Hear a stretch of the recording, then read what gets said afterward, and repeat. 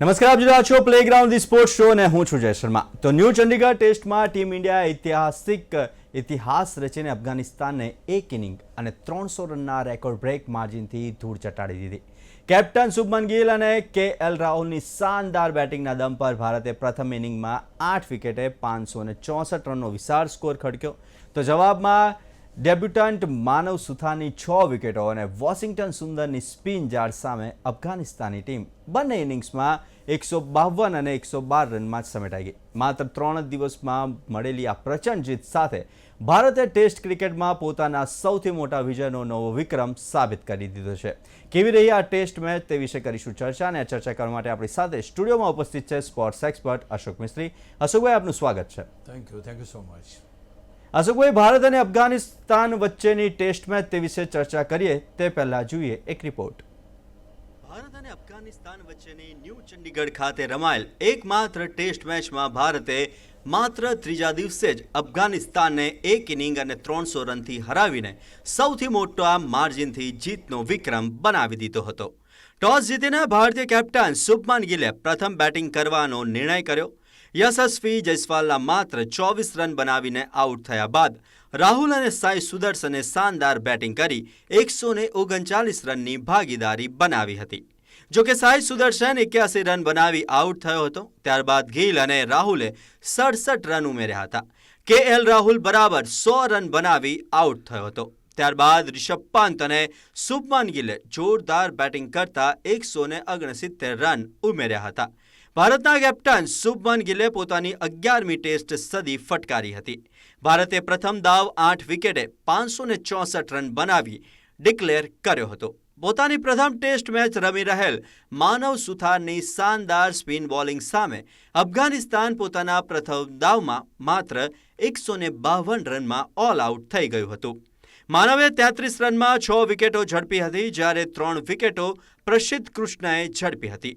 Fall on થયા બાદ બીજા દાવમાં પણ સ્પિનર્સનું ડોમિનેશન જોવા મળ્યું હતું. વોશિંગ્ટન સુંદરે શાનદાર બોલિંગ કરતા 4 અને કુલદીપ યાદવે જોરદાર બોલિંગ કરતા 3 વિકેટો ઝડપી હતી. એક વિકેટ સિરાજ અને માનવે ઝડપી હતી. અફઘાનિસ્તાન બીજા દાવમાં માત્ર 112 રનમાં જ ભારતીય સ્પિનર્સને શરણે થઈ ગયું હતું. આમ ભારતે ફર્સ્ટ ઇનિંગ અને 300 રનથી વિજય મેળવ્યો હતો.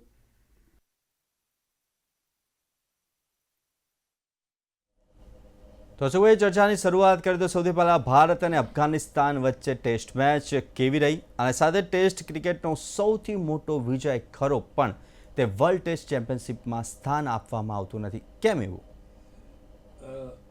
9 ટીમો એવી છે કે જે પૂર્ણ દરજ્જો ધરાવે છે, ટેસ્ટ મેચનો પૂર્ણ દરજ્જો ધરાવે છે ICC દ્વારા આપેલ, જેમાં એને દરજ્જો છે પણ પૂર્ણ દરજ્જો હજુ સુધી શ્રીલંકા અફઘાનિસ્તાનને પ્રાપ્ત થયો નથી.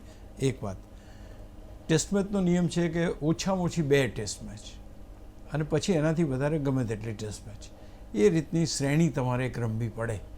સિંગલ આઉટ કરીને તમે જો મેચ કોઈ રમતા હો તો એનો વર્લ્ડ ટેસ્ટ ચેમ્પિયનશિપમાં સમાવેશ થતો નથી. એટલે આમ જોવા જઈએ તો ભારત IPL રમીને, મીન્સ કે ભારતના ખેલાડીઓ IPL રમીને આવ્યા, થોડા ઘણા અફઘાનિસ્તાનના ખેલાડીઓ રમ્યા, તો એ જે ફટાફટ ક્રિકેટ હતું 14 મેચોનું, એ પત્યા પછી આપણે એક એનાલાઇઝ કરવું હતું કે ભાઈ ટેસ્ટ ક્રિકેટ એટલે કે રેડ બોલ ક્રિકેટ પ્રત્યે ખેલાડીઓની માયા મમતા કેટલી છે, how much they love this cricket કારણ કે આપણે એમ જ વિચારીએ છીએ કે ભાઈ T20 આવ્યું, ધમાચકડીનું ક્રિકેટ છે, બધા એ જ પસંદ કરે છે. પણ એનાથી વિપરીત જે ખેલાડીઓ ખરેખર ટેસ્ટ મેચ રમે છે અથવા તો ટેસ્ટ મેચના ખેલાડીઓ છે અને જે ફાસ્ટ ક્રિકેટ રમતા હતા, એ ફરી એકવાર આ ક્રિકેટમાં સેટલ થઈ ગયા, અથવા તો કેવી રીતના રેડ બોલ ક્રિકેટને હાઉ ટુ એને કેવી રીતના હેન્ડલ કરવું, અથવા તો કઈ રીતે અહીંયા આગળ સ્ટ્રાઇક રેટની અગત્યતા નથી. અહીંયા અગત્યતા છે કે તમે કેટલું સારી રીતે ટેસ્ટ મેચ ક્રિકેટ રમો છો. એટલે આ એક વસ્તુ. બીજું કે T20ની મીન્સ કે IPLની જેટલી પણ મેચો જોઈએ આપણે, એ બધી શું છે કે પાટા વિકેટ, ફ્લેટ વિકેટો ઉપર રમાય કે જેમાં રનના ઢગલા થાય.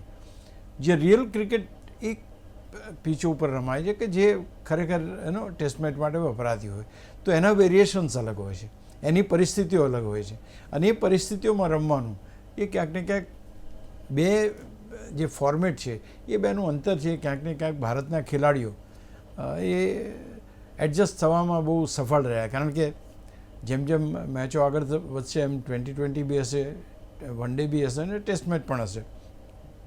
તો માનું છું કે આ પર્ટિક્યુલર જે મેચ છે જેની વર્લ્ડ ટેસ્ટ ચેમ્પિયનશિપમાં ભલે ગણતરી ના થવાની હોય, પણ ભારતના ખેલાડીઓને T20 ક્રિકેટમાંથી ટેસ્ટ મેચ ક્રિકેટની અંદર એક જેને કહેવાય ને કે એડજસ્ટ કરી લીધા. આઈ think that is very good. અને એ જ રીતે ખેલાડીઓ એડજસ્ટ થયા, ફોર્મેટ એડજસ્ટ કરે એટલે ખેલાડીઓ એડજસ્ટ થાય તો જ ફોર્મેટમાં એડજસ્ટ થવાય. તો માનું છું કે it is a good experience, અને બહુ સારામાં સારી રીતે ભારતે આ ટેસ્ટ મેચ જીતી છે.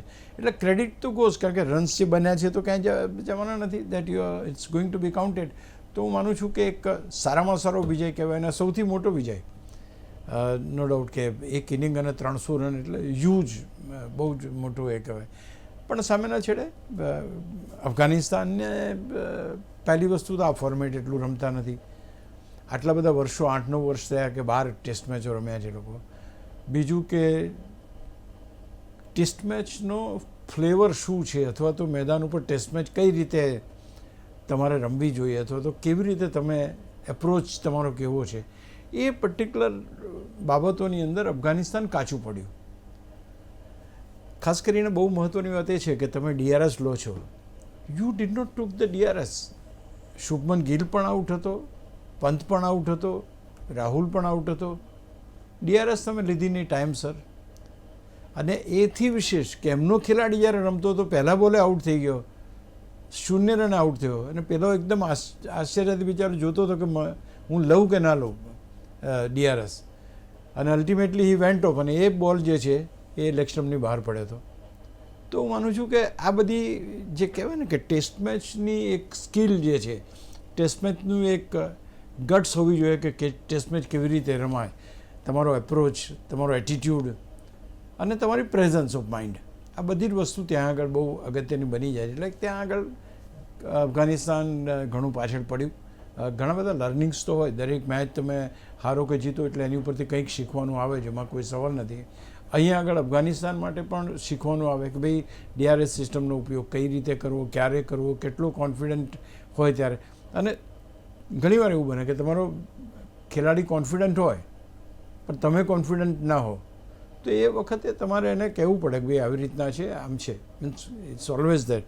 તો ત્રણ એવી બાબતો બની, 3 ચાન્સીસ એવા બન્યા કે જ્યાં આગળ ખેલાડીઓને જો DRS લીધી હોત તો આઉટ થઈ જાત. અશુભાઈ, આપણે IPLની વાત કરી, ફાસ્ટ ક્રિકેટની વાત કરી, હમણાં જ IPL પૂર્ણ થઈ અને તરત જ ટેસ્ટ મેચ. તો IPLની લાંબી સિઝન પછી રાહુલ, ગિલ, પંત જેવા ખેલાડીઓ ટેસ્ટ મેચ મોડમાં આવી ગયા તેમ કહી શકાય. આપણે હમણાં જ વાત કરી, પરંતુ જે પ્રમાણે સ્કોર બન્યો છે, એટલે કે કેવી રીતે આ ખેલાડીઓની બેટિંગ ટેસ્ટ મેચમાં. તમે it is your attitude which works, ત્યાં તમને ખબર છે ચોગ્ગા છગ્ગા તમારે મારો. અહીં તમે આવો છો, you immediately becomes very discipline. આખી ટીમ જે ચાલે, અથવા તો જે રીતે તમે મેદાન ઉપર એન્ટ્રી મારો છો, ઇટ્સ એમેઝિંગ ફિલિંગ. એનું એ ફિલિંગ અલગ જ છે. જે IPLની મેચમાં તમે એન્ટ્રી કરતા હતા એના કરતાં you are playing for your nation. તો એ વ્હાઇટ ક્લોથની અંદર રેડ બોલ ક્રિકેટના રમવા માટે જ્યારે તમે મેદાન પર ઉતરો છો, તો itself is a pride. અને ધોઝ કે IPLમાં તમે રમો છો, you are playing for the franchise. ત્યાં લોયલ્ટી જે વસ્તુ, પબ્લિકની લોયલ્ટી જે છે, પબ્લિકની લોયલ્ટી એ કોઈ પણ ટીમ સાથે હોઈ શકે. અહીંયા જેટલા જોનારા આવ્યા હતા એ બધાની લોયલ્ટી ભારત તરફ જ હોય. અને એટલા માટે આની ઇમ્પોર્ટન્સ વધારે છે. બિકોઝ ટેસ્ટ મેચ ક્રિકેટ ઘણીવાર આપણે વાત કરીએ કે બહુ વર્ષોથી રમાય છે, 100 ઉપરના વર્ષો થઈ ગયા. 1932માં ભારતને ટેસ્ટ દરજ્જો મળ્યો, ત્યાર પછી we have been playing cricket all these years. પણ એ જે ટેસ્ટ મેચ ક્રિકેટ રમવાનું ગૌરવ જે અત્યાર સુધી જે ખેલાડીઓને પ્રાપ્ત થયું છે, I think that is the biggest honour which one gets it.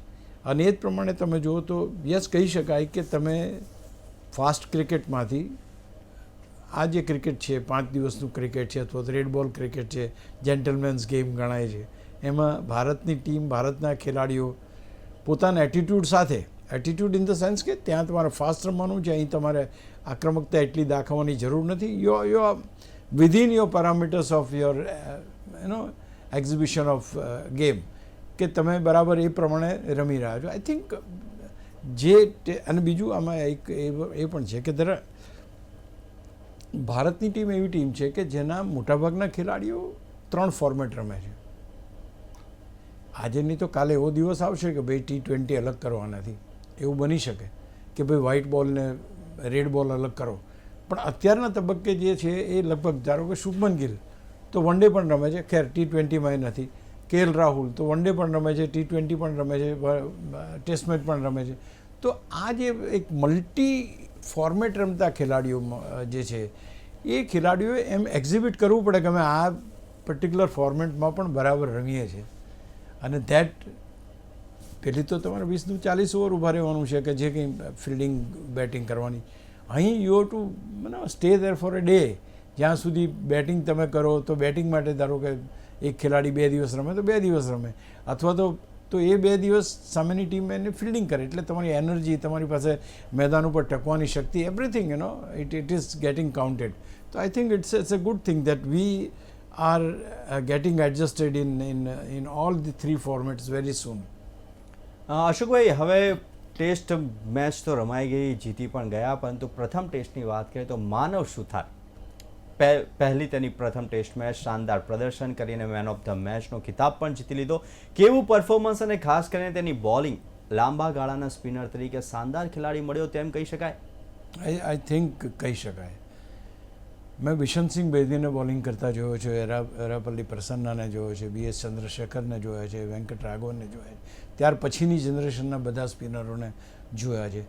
But the most important part is કે who plays for a longer time, અને exclusive spinner we are talking about. એ ભલે બેટિંગ બી સારી કરે, પણ અહીંયા આગળ એક્સક્લુઝિવ સ્પિનર તરીકે, લેફ્ટ આર્મ ઓર્થોડોક્સ સ્પિનર તરીકે ધ વે એના જે વેરિએશન્સ છે, જેની ફ્લાઇટ છે, in which he invites batsmen to come out and go for the shots. ભલે સિક્સર વાગે છે પણ he tax the wicket on the next બોલ. એટલે જેને કહેવાય ને accuracy point of view. Bishan Bedi એક જગ્યાએ ₹1 સિક્કો મૂકતા હતા અને એ જ જગ્યાએ 6 બોલ નાખી શકતા હતા. આઈ think that sort of accuracy મને માનવ સુથારમાં જોવા મળી. He was so પ્લીઝન્ટ, so much એક ભારતનો આપણે અત્યાર સુધીની ટેસ્ટ મેચો જે રમ્યા એ ચંદ્રશેખર બેદી, પ્રસન્ના, વેંકટ રાઘવનના હિસાબે 25 વર્ષ સુધી આપણે રાજ કર્યું.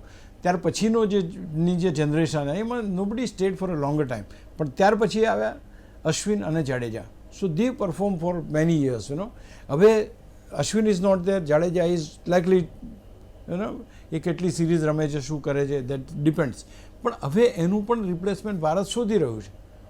તો તમારી પાસે કુલદીપ છે, પણ Kuldeep doesn't give you the result which આ left arm orthodox spinner gives you. તો અને બીજું કે ગૌતમ ગંભીરે પણ હમણાં કહ્યું હતું ભાઈ એ શ્રીલંકાની જે પ્રવાસ છે એ પ્રવાસ માટે they are looking for the 4 spinners. કારણ કે કાલે તમે જુઓ અફઘાનિસ્તાનનું પરિસ્થિતિ ખરાબ થવાનું કારણ શું? કારણ કે એ પીચ રીડ કરી જ ના શક્યા. આપણે પીચ રીડ કરીએ, આપણી પાસે સ્પિનર્સ હતા તો આપણે એ થયા, એમનો સ્પિનર ઓછો તો ફાસ્ટ બોલરો વધારે હતા, સો દે લોસ્ટ ઇટ. તો શ્રીલંકા જવા માટે, બિકોઝ ત્યાંની સરફેસ બી અહીંયાના જેવી છે, તો દે વોન્ટેડ ટુ હેવ 4 સ્પિનર્સ. તો હવે એક લાંબા ગાળાના સ્પિનર તરીકે માનવ સુથારને, ભલે પહેલી મેચથી કહેવું અઘરું છે, બધું બરાબર છે, બટ સ્ટીલ, કારણ કે નરેન્દ્ર હિરવાણી આ જ રીતે ટેસ્ટ ક્રિકેટમાં આવ્યો હતો ને એટલો ઝડપથી એ ફેંકાઈ પણ ગયો. અદરવાઇઝ એ વોઝ એક્સલન્ટ. એમ એક જ ટેસ્ટ મેચમાં એણે એટલી બધી વિકેટો લીધી હતી કે વોઝ આપણે જે રીતે આ છોકરો બોલિંગ કરે છે, જે રીતે આ ખેલાડી બોલિંગ કરી રહ્યો છે, એની પાસે સ્પિન બોલર કઈ રીતે મેક્સિમમ એડવાન્ટેજ સરફેસનો લઈ શકે એ એબિલિટી છે.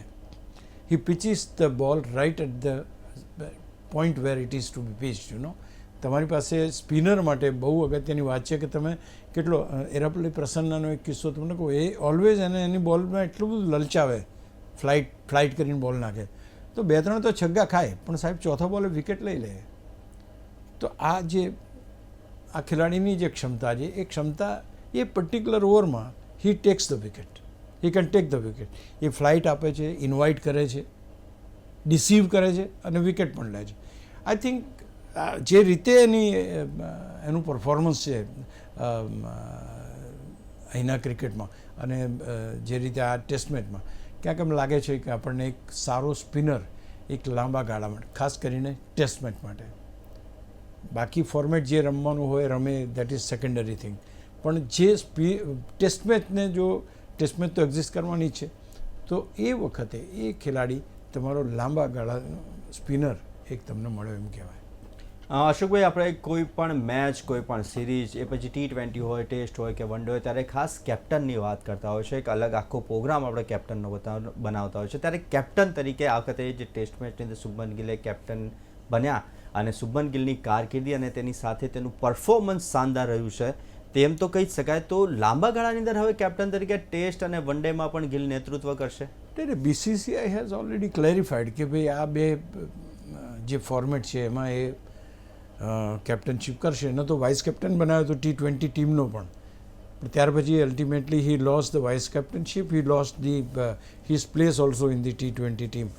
પણ ટેસ્ટ મેચની વાત કરો, the way he is playing, એની પાસે જે એબિલિટી છે એ કેપ્ટનશીપની બી એબિલિટી જોરદાર. એટલો કામ, કુલ, કોઈ જાતની કોઈ એ નહીં. ઓફકોર્સ દેટ એ બધી વસ્તુ જે T20માં અથવા તો IPLમાં તમને આ બધા જે ગુણો છે એમાં ના ચાલે. અહીંયા આક્રમક બનવું પણ અહીંયા કંઈ જ નહીં. બહુ સરસ રીતે પોતાની બેટિંગ તમે જુઓ, અને લગભગ જેટલી બી મેચો 5 જીત્યા છે, 5 આપણે 3 લોસ કરી છે અને 1 ડ્રો થઈ છે. એટલે લગભગ મોટાભાગની મેચો જીતવાનો, એટલે 5 મેચો તો ટેસ્ટ મેચો જીત્યા છે આપણે. અને એની સાથે સાથે the most important part is he bat so well. તમે ઇંગ્લેન્ડ સિરીઝ જુઓ સાહેબ, એના શોર્ટ્સ જોવાની મજા આવે, એની ટાઈમિંગ તમે જુઓ, એનું પરફેક્શન તમે જુઓ, યુ લવ ઇટ. અહીંયા બી જે રીતે રમે છે ઇટ્સ અમેઝિંગ. એટલે એ પર્ટિક્યુલર વસ્તુ બહુ સારી છે કે કેપ્ટન છે અને પરફોર્મન્સ છે. આ બહુ અગત્યનું છે. કારણ કે નોર્મલ કેસમાં શું બનતું હોય, કેપ્ટન બને પણ પરફોર્મન્સ ના આપી શકતા હોય. પણ એ પરિસ્થિતિ અહીંયા નથી. અહીંયા આગળ હી લવ્સ ટેકિંગ ધ રિસ્પોન્સિબિલિટી. અને when you love taking the responsibility you deliver the best. તો અહીંયા આગળ મને લાગે છે કે Gill is very good captain. એના એટીટ્યૂડની અંદર બી જોરદાર કેપ્ટન છે. એના મેદાન પરની પ્રેઝન્સ, એની ફિલ્ડ પ્લેસમેન્ટ, એ બધી વસ્તુ તો ખેર છે જ, એની તો આપણે વાત કરવી એ નથી કરવી. But the attitude of being there four 5 days, એ જે કૂલ એન્ડ કામ જે એનું એ છે, આઈ થિંક BCCI બહુ જાણી જોઈને આ પસંદગી કરી છે. અને he is going to stay, like એની પાસે એ ક્ષમતા તો ચોક્કસ છે. અશોકભાઈ, અગાઉ પણ આપણે વાત કરી કે ફાસ્ટ ક્રિકેટમાંથી હવે સ્લો ક્રિકેટ તરફ આવ્યા છે, કે 5 દિવસની આ ટેસ્ટ મેચ હવે જલ્દી પૂરી થઈ રહી છે અને માત્ર 2 કે 3 દિવસની અંદર તો હવે રિઝલ્ટ આવી ગયું છે, કોણ જીતે છે, કોણ હારે છે. તો એમ કહી શકાય કે હવે ફાસ્ટ ક્રિકેટની અસર હવે ખેલાડીઓ પર થવા લાગી છે. બિલકુલ થવા લાગી છે, એમાં કોઈ સવાલ જ નથી. કારણ કે જે રીતે ફાસ્ટ ક્રિકેટ T20ની મેચો કેટલી બધી રમાય છે સાહેબ, અઢળક મેચો રમાય છે તમારી પાસે. તો તમને અમુક વખતે થાય કે યાર આ તો this ball is pitching outside the off stump, I am able to see it, let me crack it. તો એ તો થોડું ઘણું આવવાનું. અને વેન યુ બીકમ ફાસ્ટ, તમારી સ્પીડ વધે છે, નો ડાઉટ અબાઉટ ઇટ. તમે જે પહેલાં તમે 200 બોલની અંદર 100 રન કરતા હતા, now you are not doing that. તમે 125માં 100 રન બનાવો છો. અને that is the reason the results are far better. 40% result અત્યારે ફાસ્ટ આવતા થયા છે. જે ટેસ્ટ મેચો રમાય છે, જે પહેલાં 20-22% હતા, નાઉ ઇટ ઇઝ 40%. અને ઘણી એમાં મેચો એવી છે કે જે મેચો 2 કે 3 દિવસમાં પતી જાય છે. હમણાં એક ઇંગ્લેન્ડ ન્યૂઝીલેન્ડની મેચ, ઇંગ્લેન્ડ ન્યૂઝીલેન્ડની મેચ પણ એવી જ થઈ, આપણી મેચ પણ એવી. તો આ પણ એક બન્યું છે. This is all it's a effect of fast cricket. જો કે લોર્ડ્સ ઉપર જે રમાઈ એની પરિસ્થિતિ અલગ હતી એ ટેસ્ટ મેચની, પણ મોટા ભાગે જે પરિણામ આવ્યા છે એ પરિણામ, પહેલું બેટિંગ કરો તમે, એક મોટો સ્કોર મૂકો, સામેની ટીમને તમે આઉટ કરી નાખો. તો I think results be fast આવે છે અને ફાસ્ટ ક્રિકેટ છે એટલે ટેસ્ટ મેચ પણ ફાસ્ટ થઈ ગઈ છે. યસ. અશોકભાઈ, હવે અફઘાનિસ્તાનની વાત કરીએ તો શું છે અફઘાનિસ્તાનનું ટેસ્ટ સ્ટેટસ? શા માટે આ દેશ લાંબી શ્રેણીઓ રમી શકતો નથી? હાકી દેશ એટલો બધો ક્રિકેટમાં ઇન્વોલ્વ નથી. એમને મોટાભાગની મેચો જે ટેસ્ટ મેચ બી રમે છે ભારતની અંદર રમે છે. એમને બીજા કોઈ દેશની ટેસ્ટ મેચ રમવાની હોય તો ભારતમાં રમે છે. એટલે દે don't have that much expansion અથવા તો એટલી મોટી ટીમ હોય કે એટલું બધું મોટા પાયા ઉપર એમનું એ હોય, એટલે કદાચ they are not much in this. હા, T20 ક્રિકેટ વધારે એ કરે છે એમાં પણ આની અંદર હજુ સુધી એમનું મેં ના કહ્યું તમને કે લગભગ 8 વર્ષ થયા, 12 મેચો જ રમ્યા છે અત્યાર સુધીમાં, તો એ એટલું બધું પ્રોન છે નહીં એ બાબતમાં, પણ છે સારા ખેલાડીઓ મળી શકે એમ છે. રાશિદ ખાનને એ લોકો રમ્યા નથી એટલે કદાચ એ પણ એક કારણ હોય કે એનું મેઇન બોલિંગ આક્રમણ હતું નહીં ત્યાં આગળ એમ કહી શકાય. બટ યસ, એ લોકો 2-3 ટેસ્ટ મેચ ધારો કે રમવાની હોય તો they will not able to allow, કોઈ એમને ત્યાં બોલાવીને 3 ટેસ્ટ મેચ રમાડવું મુશ્કેલ છે. તો માનું છું કે જોઈએ આગળ ઉપર પોટેન્શિયલ તો છે ટીમનું. 9 ટીમો પૂર્ણ દરજ્જાની છે, 10મી ટીમ પણ પૂર્ણ દરજ્જાની મળે એ પ્રમાણે આપણે they have what a test status. તો માનું છું કે આગામી દિવસોમાં આપણને સારું ક્રિકેટ જોવા મળી શકે છે એમના તરફથી પણ. અશોકભાઈ, આ તો થઈ ટેસ્ટ મેચની વાત, અને આજે પણ શ્રીલંકા એ અને ઇન્ડિયા એ વચ્ચે મેચ રમાઈ રહી છે, વન ડે શ્રેણી રમાઈ રહી છે. કેવું પ્રદર્શન છે તે પહેલાં સ્કોર કહી દઉં તો ઇન્ડિયાએ 276 અને શ્રીલંકાએ અત્યારે 266 વિકેટ છે અને 18 રન જોઈએ છે 19 બોલમાં. શું કહેવું આપનું? આજે એક વન ડે રમાય છે. આ ચર્ચા આપણે એટલા માટે લીધી કે આજની મેચમાં વૈભવ સૂર્યવંશી રમે છે. ઓફકોર્સ એ આજે રન્સ ના બનાવી શક્યો અને ઋતુરાજ ગાયકવાડે સેન્ચુરી મારી અને તિલક વર્માના 60 રન, એટલે એ 277 કર્યા છે. 278નું ટાર્ગેટ છે. પણ the way things are going, પર બોલ 1 રન જ જોઈએ છે. એટલે આ કાર્યક્રમ પૂરો થયા પછી લગભગ અડધો કલાકની અંદર હું માનું છું કે આનું પરિણામ આઈધર વે આવે. We will not be able to take all 4 wickets, or જો લઈ શકીએ તો સૌથી સારું છે. Then will be winning this match.